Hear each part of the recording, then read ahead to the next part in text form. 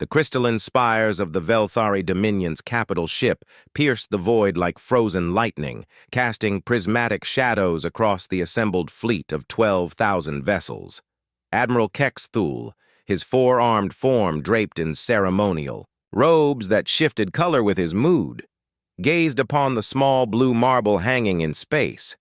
Earth, the third planet of an unremarkable system that had somehow become the galaxy's greatest irritation. "Pathetic," he murmured, his translator converting the alien syllables into a harmony of disdain. How something so insignificant has resisted our expansion protocols defies all logic. The holographic display before him showed the pitiful human defenses, orbital platforms that looked cobbled together from scrap metal, a handful of ships that barely qualified as interstellar craft, and energy readings that suggested their entire planet couldn't power a single Velthari dreadnought. The Terran Confederation had been given the same ultimatum as 1,000 other species before them: submit or face extinction. Unlike the others, the humans had responded with a single word that required no translation: no. Admiral, his tactical Officer Windara, approached with measured steps. "The human delegation's vessel is requesting permission to board." Kexthul's mandibles clicked in amusement. "They actually came. How quaint. Grant them passage. I'm curious to see what manner of creature could be so foolishly defiant."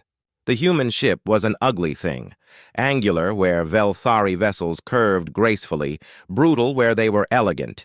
It docked with all the finesse of a meteor impact, and from its crude airlock emerged three figures in primitive environmental suits. The leader removed her helmet, revealing features that struck Kexthul as oddly predatory: sharp eyes, a firm jawline, and an expression that suggested she found his 12-kilometer flagship mildly disappointing. "I am Commander Zara Dexani of the Terran Navy," she said, her voice carrying an accent that spoke of worlds beyond her birth planet. "I'm here to discuss your request." "There is nothing to discuss," Kexthul replied, allowing his full height to unfold until he towered 3 meters above the human. "The Velthari Dominion has claimed this sector. Your species may join us as vassals, or you may join the void as particles. These are your only options." Dexani's lips curved into something that might have been a smile on a less dangerous face. "You know, Admiral, we've encountered 17 different galactic empires in the past century. The Hegron Collective, the Silthari Unity, the Phantom Courts of Nexus Prime." She began counting on her fingers with casual precision. "Each one assured us that resistance was futile. Each one discovered that futile is a relative term." "Empty boasting," Kexthul dismissed. "Your primitive technology cannot—" "Can't what?" Dexani interrupted. "Can't adapt? Can't evolve? Can't learn from every species that tried to conquer us and failed?" Her eyes never left his. "Admiral, you're looking at this all wrong. You see a small, defenseless world. We see the high watermark of your expansion." The bridge fell silent except for the harmonic hum of the ship's systems. Kexthul felt his confidence waver for just a moment before reasserting itself. "You have 12 hours to reconsider," he said finally. "We already have," Dexani replied, replacing her helmet. "See you in the dark, Admiral." As the human delegation departed, Kexthul turned to his command staff. "Prepare the fleet. At dawn of the 13th hour, we make examples of them all." But in the depths of space, beyond the sensor range of even the most advanced Velthari technology, something vast stirred in the shadows between stars. 12 hours and 37 minutes after the ultimatum expired, Admiral Kexthul's confidence began to crack like ice under pressure. The human homeworld should have been a glowing cinder by now, its orbital defenses swept aside like leaves before a hurricane. Instead, his forward scouts reported something impossible. The Terran platforms were multiplying. "Explain this phenomenon," he commanded, his 4 hands dancing across holographic controls with increasing agitation. Lieutenant Calmiran, his sensor specialist, manipulated the display with trembling appendages. "Sir, initial scans showed 43 defensive platforms. Current count is 800 and rising. They appear to be constructing themselves from raw materials in the asteroid belt." Self-replicating technology? Kexthul's mandibles clicked, rapidly, a sign of deep unease among his species. Impossible. Such systems are theoretical even for us. "Sir," Communications Officer Helvan interrupted, "we're receiving multiple signals from across the system. The humans, they're talking to something." The main display shifted to show a cascade of data streams flowing between Earth and various points throughout the solar system. But as Kexthul studied the patterns, his blood began to chill. The communication nodes weren't concentrated around the inner planets. They extended far beyond the heliopause, reaching into the deep void between stars. "How extensive is this network?" he asked quietly. "Unknown, sir. The signals are using quantum entanglement protocols we can barely detect, let alone decode. But Admiral..." Helvane paused, her chromatic skin shifting to pale amber. "The network appears to span multiple systems, possibly dozens." On the bridge of the Terran dreadnought Persistence, Commander Dexani stood before a holographic display that would have driven the Velthari to despair. Red dots marked every enemy vessel in the attacking fleet, while blue icons representing human forces seemed to materialize from empty space itself. "Status report, Tactician Vox Trell," she said to the figure beside her. A being that had once been human, but was now something more. His consciousness distributed across a network of quantum processors. "Phase 1 deployment complete," Vox Trell replied, his voice carrying harmonics that spoke of vast computational power. "The seed ships have established manufacturing nodes in 73 systems. Current production rate, 47 vessels per hour, increasing exponentially. And our allies? The remnant fleets are moving into position. The crystalline hives have agreed to provide support. The Void Dancers..." He paused. "The Void Dancers are simply curious to see what happens when an empire meets its match." Dexani nodded. Humanity had learned long ago that the galaxy was vast, and that survival meant making friends with the strange and powerful. The 17 empires that had tried to conquer Earth had all made the same mistake. They assumed that humans fought, alone. Back on the Velthari flagship, panic was beginning to set in as sensor readings became increasingly impossible to believe. The human fleet hadn't simply grown, it had evolved. Ships that looked like scattered debris suddenly revealed themselves to be sophisticated war machines. Asteroids opened like flowers to disgorge squadrons of fighters. And from the outer rim of the system, something vast and dark was moving toward them. "Admiral," Tactical Officer Windara reported, her voice steady despite the chaos around them. "Long-range sensors are detecting massive gravitational anomalies approaching from multiple vectors. Whatever the humans have summoned, it's not natural." Kexthul stared at the display, watching as his overwhelming advantage dissolved like salt in water. "Signal the fleet," he said finally. "All vessels are to maintain formation and prepare." The communications array exploded in a shower of sparks, severing his connection to the armada. Then the lights went out, leaving only the emergency illumination and the soft glow of alien stars through the observation ports. In the darkness, Dexani's voice emerged from every speaker on the ship, calm, measured, and absolutely implacable. "Admiral, Kexthul, this is your final warning. Withdraw your forces from Terran space and we'll consider this an unfortunate misunderstanding. Continue your attack." The pause stretched like a held breath. "And discover why empires fall when they mistake our mercy for weakness." The humans, it seemed, had been holding back. What emerged from the void between worlds defied every principle of physics the Velthari understood. The ships, if they could be called ships, moved without visible propulsion, their hulls seeming to bend reality around them like water around a stone. They were massive, each one easily the size of a small moon, yet they moved with the grace of predators closing in for the kill. Admiral Kexathul felt his grip on tactical superiority slip away like sand through his fingers as he watched his sensor readings struggle to make sense of what approached. These weren't just human vessels. They were something else entirely. Something that had been sleeping in the dark spaces between galaxies until humanity had called them home. "Sir," sensor specialist Kalmiran's voice cracked with strain.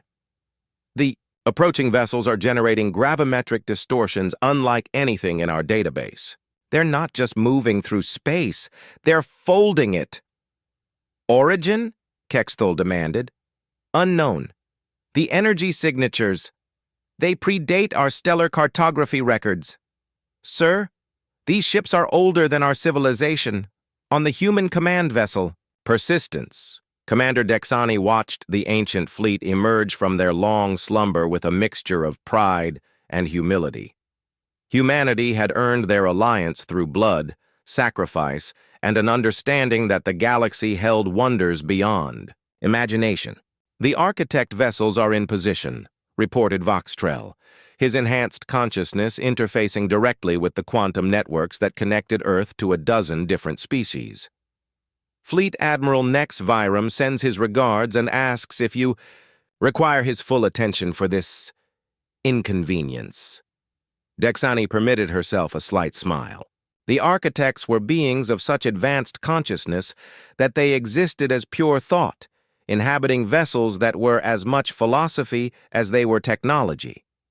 They had watched empires rise and fall across millions of years, intervening only when something truly interesting caught their attention. Humanity's stubborn refusal to bow before superior force had apparently qualified as interesting. "Tell the Fleet Admiral that we appreciate his support, but this should be educational rather than destructive. We're trying to teach, not exterminate." The first human assault wave struck the Velthari fleet with surgical precision. Ships that had seemed primitive and crude revealed their true nature. Each one was a masterpiece of adaptive technology, their hulls shifting and reconfiguring mid-battle to counter enemy weapons. The humans didn't fight like any species the Velthari had encountered. They fought like they had studied every military doctrine in the galaxy and then improved upon it. Kexthul watched in growing horror as his supposedly impregnable battle formation was dissected with clinical efficiency. Human fighters moved in patterns that should have been impossible, their pilot seeming to anticipate his tactical decisions before he made them. His weapons, designed to overwhelm any known defense, struck enemy shields that absorbed the energy and then reflected it back amplified. "How are they doing this?" he demanded, his forearms working frantically at the controls. "Sir," Communications Officer Helvane reported, "I'm detecting massive data flows between all human vessels. They're sharing tactical information in real time. But more than that, they're sharing experience. Every engagement is being analyzed and distributed across their entire network instantaneously." The implications struck Kexthul like a physical blow. The humans weren't just fighting as individuals, or even as a coordinated fleet. They were fighting as a single learning organism that grew smarter with every exchange of fire. But the true demonstration of human capability came when the Velthari unleashed their ultimate weapon, a stellar convergence cannon that drew power directly from nearby stars. The weapon had cracked planets and shattered entire fleets.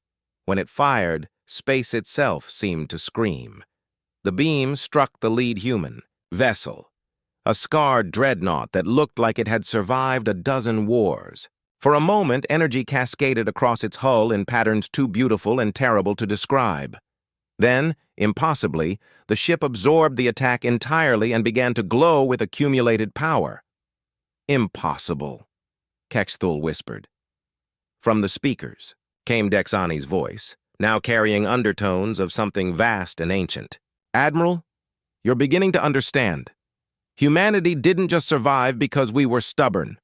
We survived because we learned to turn every attack into strength, every defeat into wisdom. Your convergence cannon? We've seen it before. The Phantom. Courts used something similar against our colony worlds.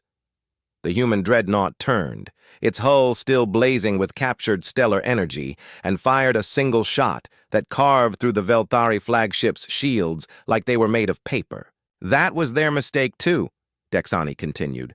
They assumed we would break. Instead, we learned to bend. The Velthari fleet began to die in ways that violated their understanding of warfare itself.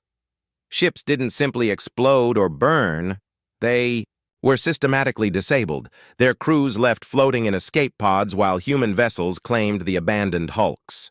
It was a demonstration of power so absolute that it bordered on casual cruelty, yet executed with such precision that no unnecessary lives were lost. Admiral Kex Thule found himself commanding a graveyard of his own ambitions as reports flooded in from across the battle space. His 7th Battle Group had surrendered after human forces systematically disabled every weapon on every ship without causing a single casualty. The 3rd Heavy Division was requesting permission to abandon their vessels after human boarding. Parties had politely but firmly escorted them to escape pods. Most disturbing of all, his elite Void Hunters, the Dominion's most feared special forces, had sent a message that simply read, "Request immediate extraction. The humans are teaching us chess. We are losing badly."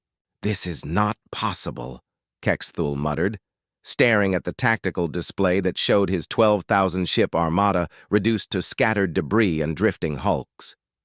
"We are the Velthari Dominion.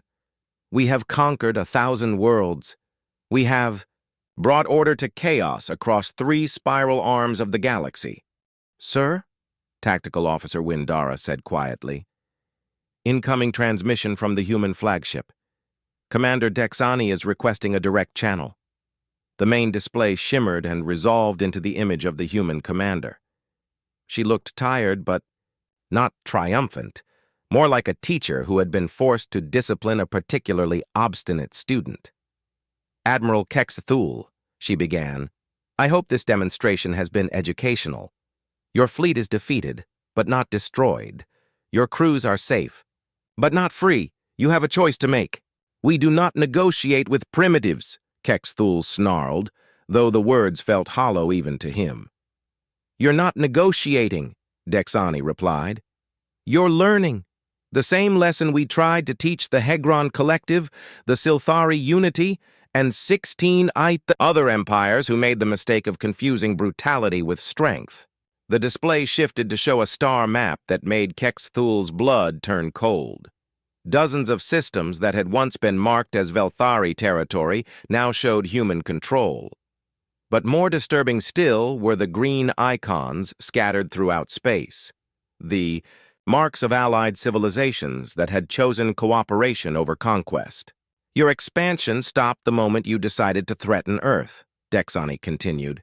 "Not because we destroyed your fleets, though we could have, but because your subject species finally had an alternative to submission. They remembered what it felt like to choose their own path." On distant worlds throughout the Velthari Dominion, the news of the fleet's defeat spread like wildfire. On Kythera Prime, the indigenous population rose up against their occupiers with weapons provided by mysterious human traders. On the mining worlds of the Outer Veil, work crews simply stopped reporting to their Velthari overseers and began dismantling the extraction equipment. Across 100 systems, species that had bent the knee to superior force suddenly straightened their backs and remembered the meaning of defiance.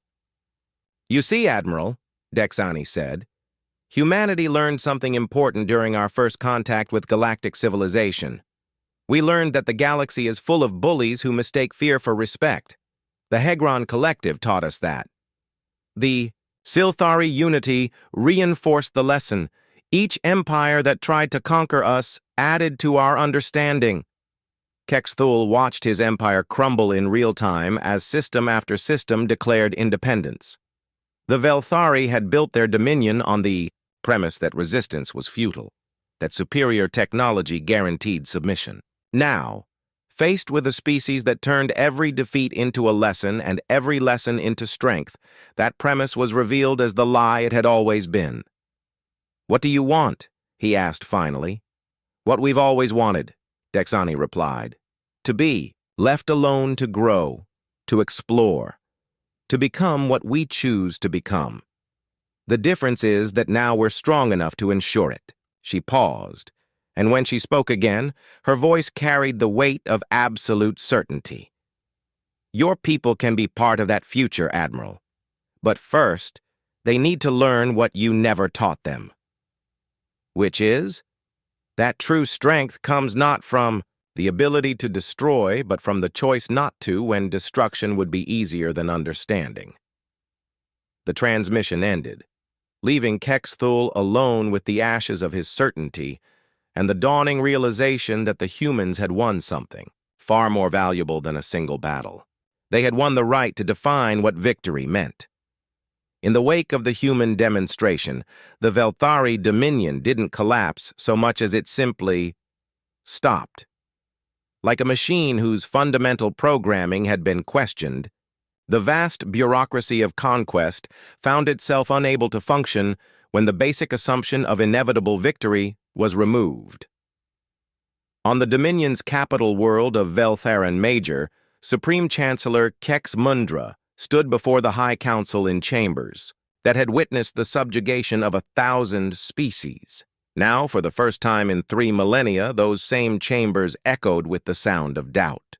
"The human fleet has not advanced beyond their initial defensive positions," reported Intelligence Director Yulthaven, his normally steady voice betraying uncertainty. "They seem content to wait." "Wait for what?"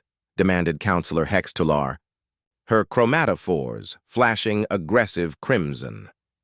"What manner of victory is won by inaction?" Chancellor Kex Mundra studied the holographic displays that showed the extent of their empire's dissolution.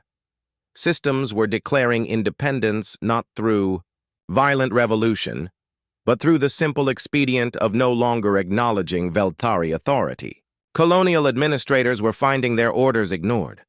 Trade vessels were being turned away at ports that had served the Dominion for centuries. "They're waiting for us to understand," Kex Mundra said finally. "The humans have demonstrated that our military supremacy was an illusion. Now they're demonstrating that our political control was equally fragile. On Earth, in the quantum-encrypted depths of the Terran Strategic Command, Commander Dexani participated in a council of war unlike any in galactic history. The participants included beings of such diverse origin and capability that the meeting itself required technologies that hadn't existed before humanity's arrival on the galactic stage. Fleet Admiral Nexaviram of the Architects appeared as a shifting pattern of light and thought, his consciousness too vast for any single physical form. The crystalline hives were represented by a living symphony of interconnected crystal matrices that communicated through harmonics beyond normal hearing. The void dancers manifested as probability shadows, their existence defined more by potential than actuality. "The Velthari Dominion's collapse proceeds according to projection," reported Voxtrell, his enhanced cognition processing data streams from across the galaxy. 17 systems have declared independence in the past standard day. The cascade effect is accelerating. "Casualties?" Dexani asked. "Minimal. The subject species are choosing civil disobedience over armed rebellion. They've learned from our example."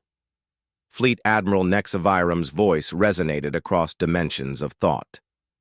"The pattern is becoming clear, Commander Dexani.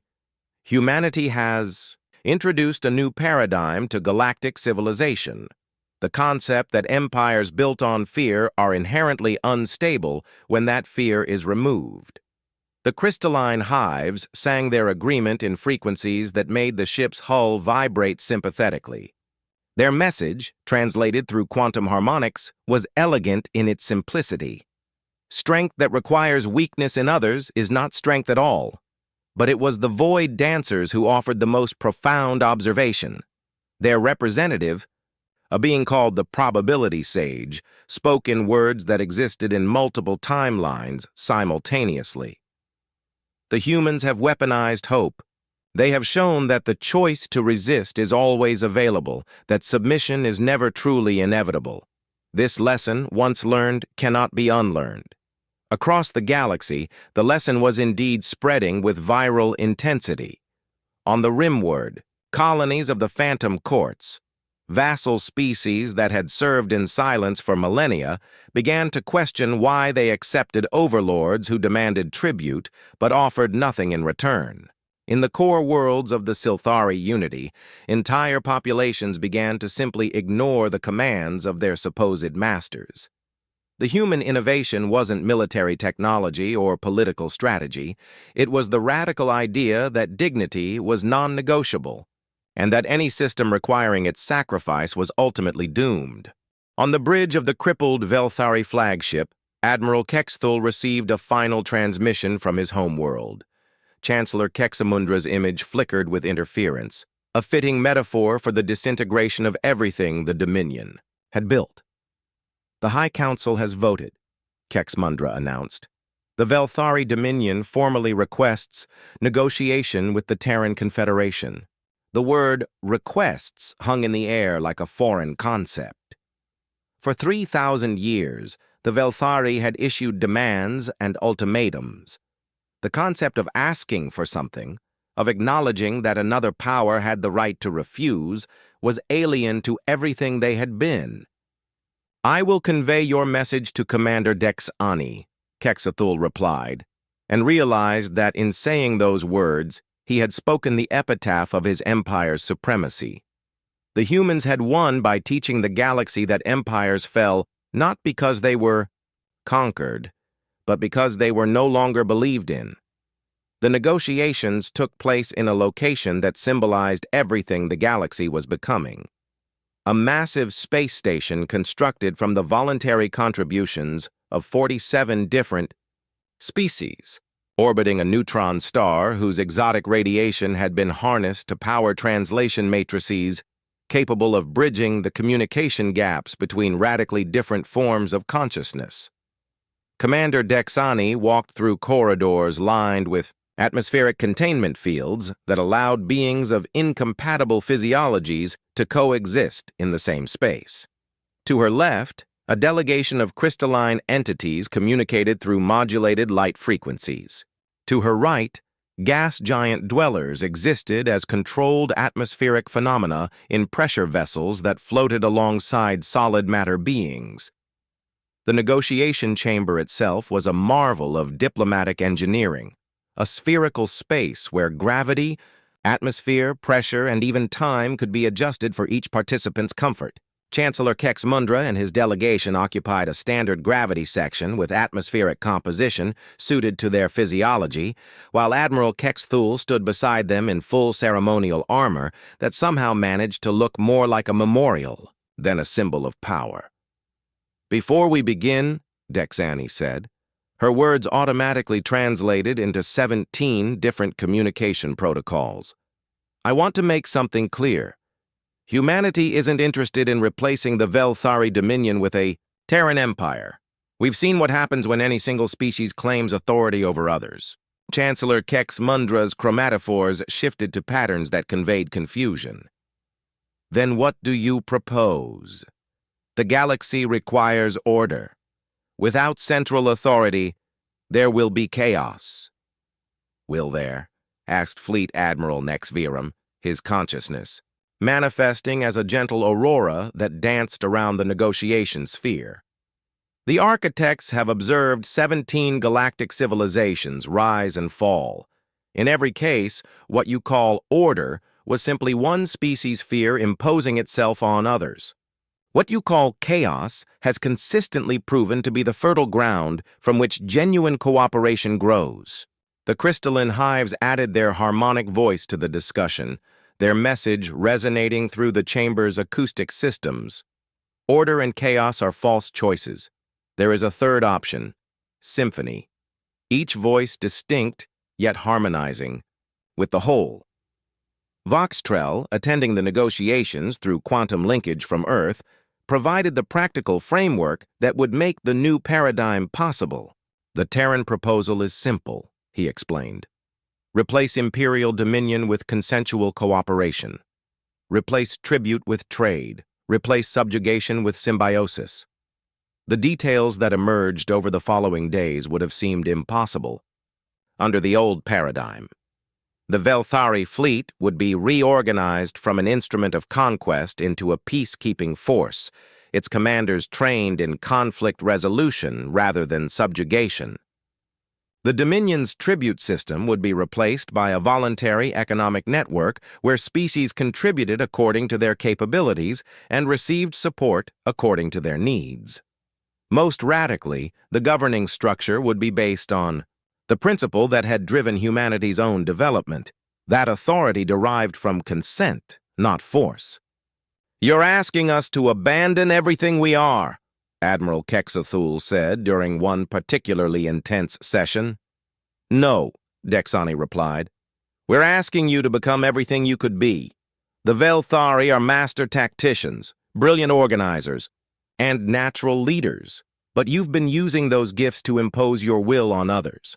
Imagine what you could accomplish if you used them to empower others instead.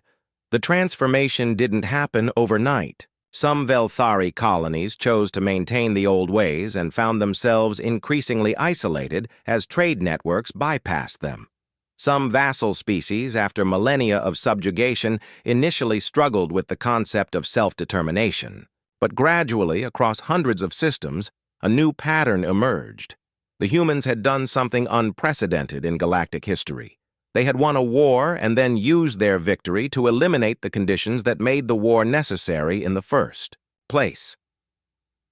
On the former Velthari world of Kithara Prime, indigenous populations worked alongside their former occupiers to develop new forms of cooperative governance. On the mining worlds of the Outer Veil, extraction operations became joint ventures, where the profits were shared among all participants.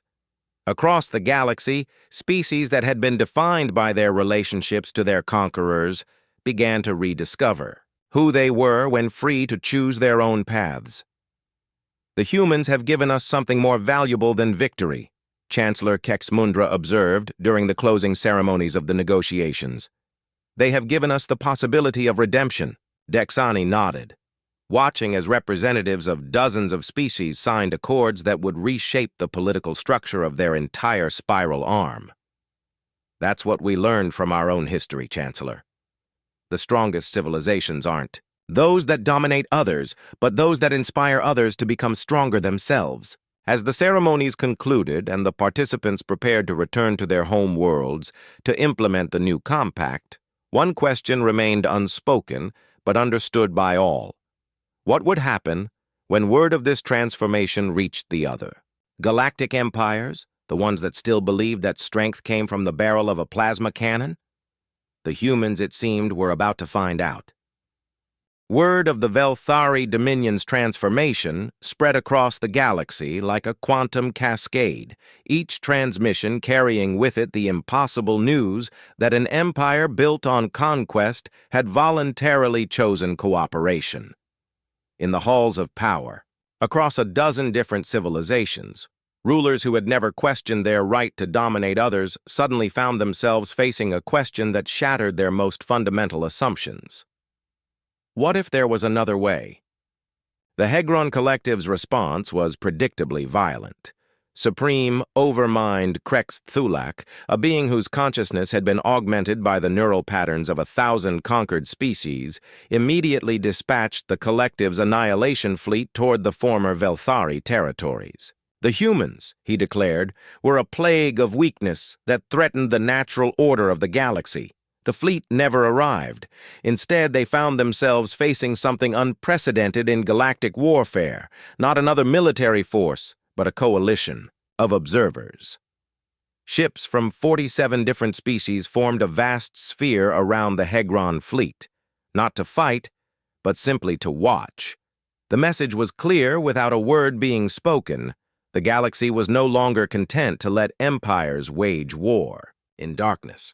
"This is intolerable," Krex Thulak raged from his neural throne, his consciousness writhing with the frustrated fury of a predator suddenly finding itself surrounded by prey that refused to run. We are the Hegron Collective. We are the apex of evolutionary development.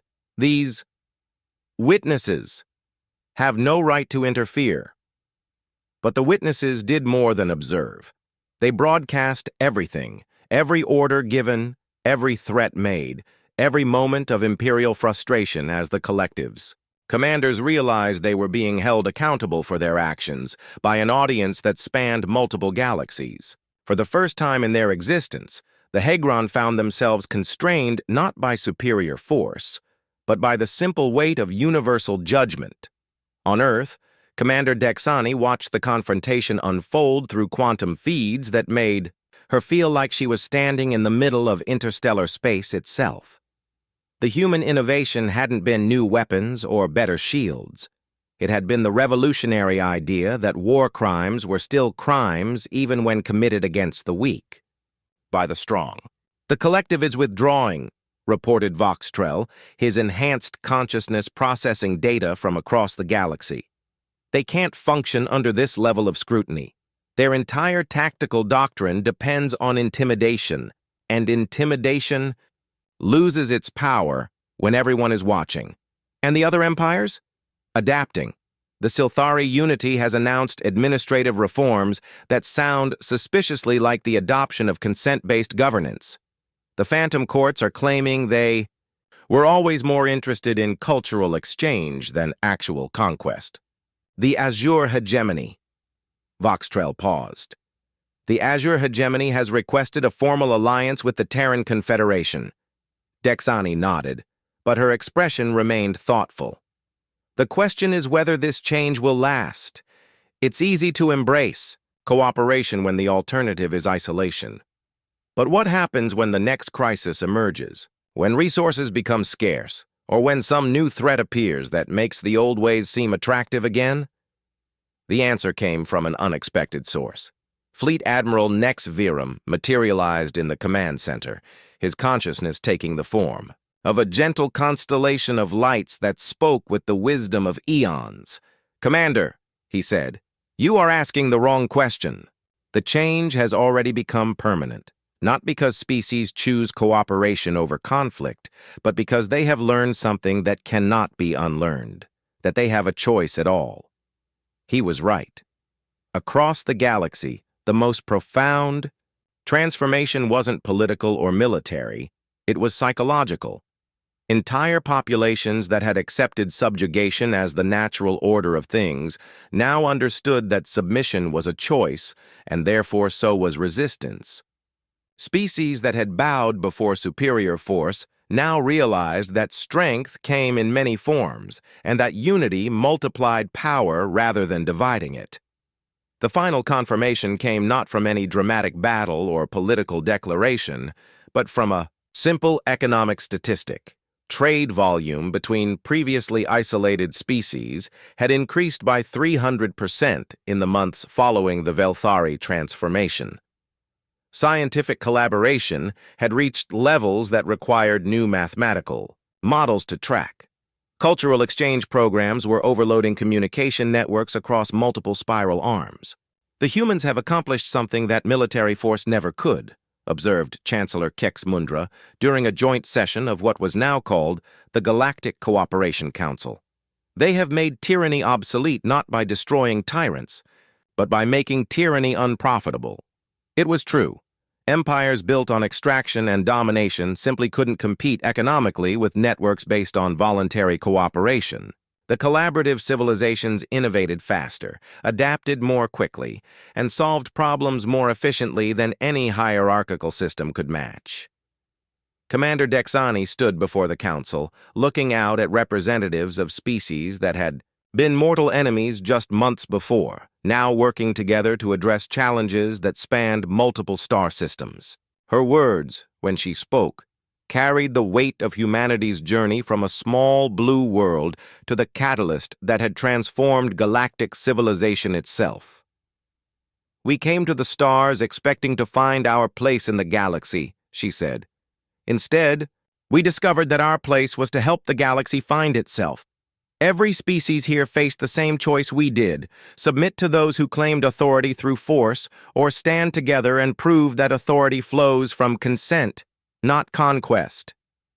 The human experiment had succeeded beyond their wildest dreams, not because they had built the strongest fleet or conquered the most worlds, but because they had proven that strength shared was strength multiplied, and that the future belonged, not to those who could dominate others, but to those who could inspire others to be free. In the endless black between the stars, human ships continued their patrols, not as conquerors or overlords, but as guardians of a principle that had become the foundation of a new galactic age, that every sentient being had the right to choose their own destiny, and that true civilization meant protecting that right for all. The empires had fallen. The galaxy had awakened, and in the space between the stars, hope blazed brighter than any sun.